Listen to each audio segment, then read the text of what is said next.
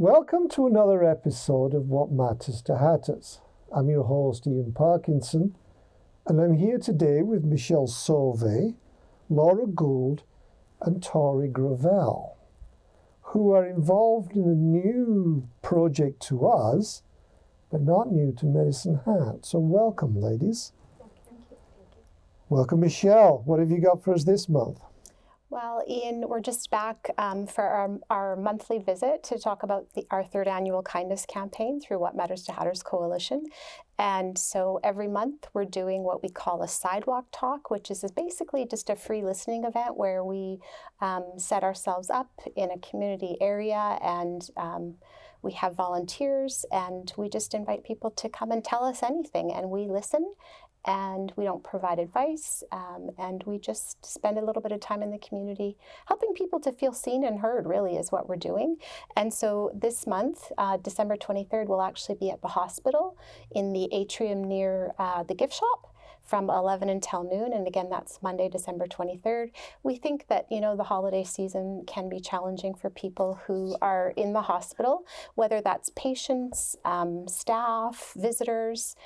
So that's what we're there for. We're really just there to listen to people's stories or anything they want to talk about. If they want to talk about the weather or the Oilers, or something that's happening to them, that's what we're there for.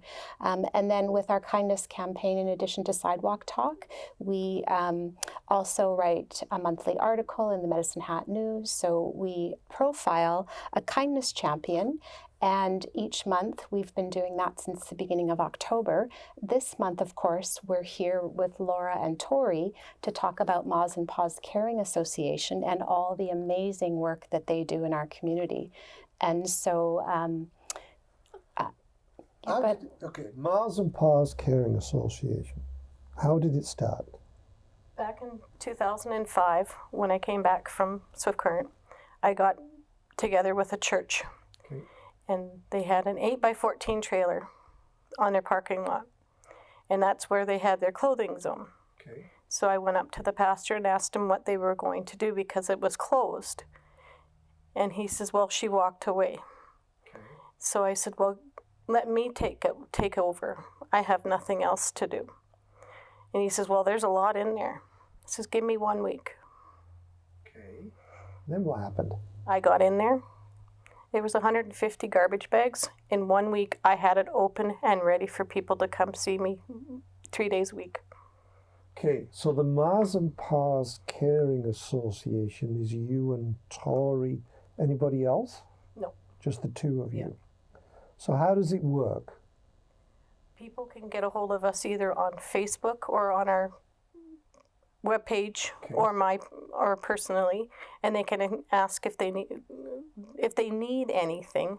They can just come and see me because I'm usually open in the spring till fall, because I don't open in the wintertime because I can't access my buildings outside.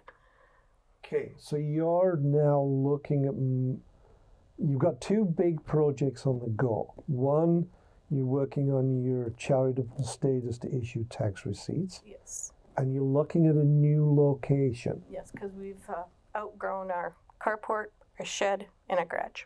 Okay, so can you share where your new location is going to be? We don't know. Okay. That's why we're locating. So how big of a space are you looking for? I need one that's big enough to put our project in, and I also want to put help with Medicine Hat Care Society, which is Patty Musgrave, okay, of helping her with her food hampers. She needs a place big enough to put coolers and her food items that she gets donated to help people in the community with hampers. And then there's a Furry Friends Foundation. They help with animal food. We're all working out of our homes, and we would like to get our homes back.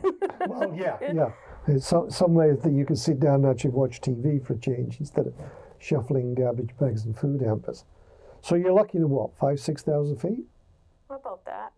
Any particular location you prefer? I would rather like to stay central, because I don't want to be up in the hill. I don't want to be in Crescent Heights. I don't want to be downtown. And it's closer for us to be close to the shelter that's on Kingsway. Okay, so that's the Kingsway Spencer kind of allowance avenue. Anything before going downtown. Okay, are you still accepting donations? Yes. Okay, what kind of donations? Everything but furniture. Okay, so clothes, food. No food. Sorry, no food. Okay, so mostly clothes. Clothes, household items, Okay. like dishes, pots and pans, silverware, home decor, bedding. Okay. The house, yeah, essentials, basically. Yeah. Okay. How did you get involved, Tori? Sorry. I grew up in a small town that you kind of needed to volunteer and rely on each other to actually survive. So I've always loved volunteerism, and after I finished school, my doctor put me off work for a little bit, and I was like, I need something to do. So I saw Laura needed help, and naturally I thought, that's where I need to be. Like, I've got the time to come down and help her out, so I've come down, and I absolutely love it. We can provide clothing and household items to people that need it, and they're absolutely amazing to meet and work with and talk to and hear their stories as well. So it's just overall super rewarding. And Laura's an amazing woman, so I love getting to work with her and support her and her dream that she has. So is it just the two of you? Yes. Okay. So if somebody wants to help you, They can always. Facebook, Yeah. website. Yeah. Let's say you get the building. Okay, are you going to advertise? Yes. Okay. And is it going to be walk-in? Do you have to be referred? No, Just it'll come be up walk-in. There's no refer. And it's free of charge. I don't believe in charging somebody. I know what it's like to struggle and start over from beginning. When I first moved to Medicine Hat in '91, there was no organization to help you start over. Yeah. And I know what it's like. I've started from scratch many a times. Thank you for doing that, ladies.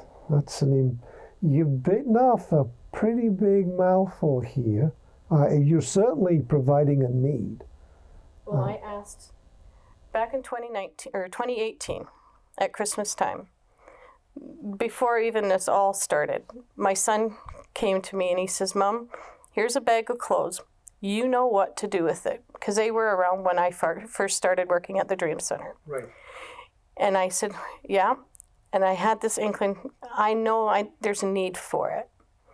So I went to Patty from Medicine Hat Care Society. I says, what do you think of this opportunity of opening something to help people in the community with clothing or household items? And she says, it's a need for it. So I started it May 1st of 2019. I opened up in my little garage. Within 1 month, I outgrew the garage. Okay, do you have a significant turnover in the material that's donated? This year we have, we've had a lot go out as much as come in. Wow.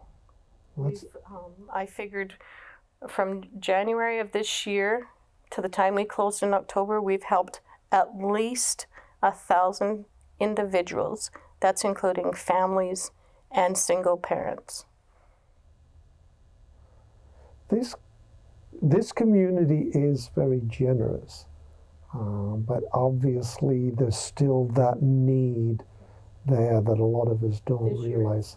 It was really bad this year. This year is the most I've ever helped anybody. Interesting. Keep track of your numbers so when you make a pitch for funding, you can show why you need it. Anything else, ladies? Anything I've missed?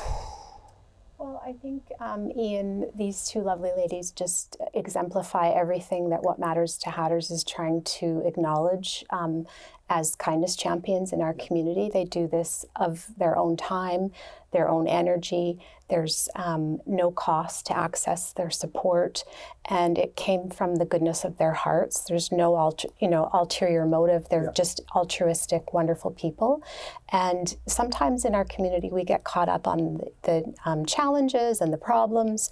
And so What Matters to Hatters is really trying to shine a light on all the good in Medicine Hat. And there is so much, like you said, people are generous. generous. But people who live in this community don't always know or understand the experience of starting over, like Laura said, or the experience of being houseless and then trying to set up a home, being a single parent. And so part of the kindness campaign has been to partner with the Medicine Hat Drug Coalition. And we're working on, using compassionate language when we speak about people. So rather than talking about someone for, their substance use disorder or their mental illness or their status as a single parent, talk about their character, the person that they are, the things that matter to them. And really what matters to Hatters is focused on that. What matters to people and how can we lift those people up so that other people can connect with these lovely people. And we have so many. We'll continue to be back every month until the end of April. Not that we shouldn't be kind all year long, but we know that in May, the sun starts to shine a little longer. People feel a bit more positive. But we're coming into the new year. And so the one thing I do want to highlight is that kindness should be simple, and it should be an everyday thing. We do have what we call Random Acts of Kindness Week every February. So this year it will actually be February 9th to 16th. And we're not sure if we'll do anything particular, or maybe we'll just keep finding people like Laura and Tori who are, like you said, unsung heroes in our community, just going about their daily business and not often recognized, but really should be applauded for everything they do. Yes. When you get your building, come on back and talk to us, okay? Don't be shy. Take some pictures, bring them with you, okay? We're here for you and your organization. So well done. Merry Christmas. Thank you for coming in. Thank you. Thank you for watching.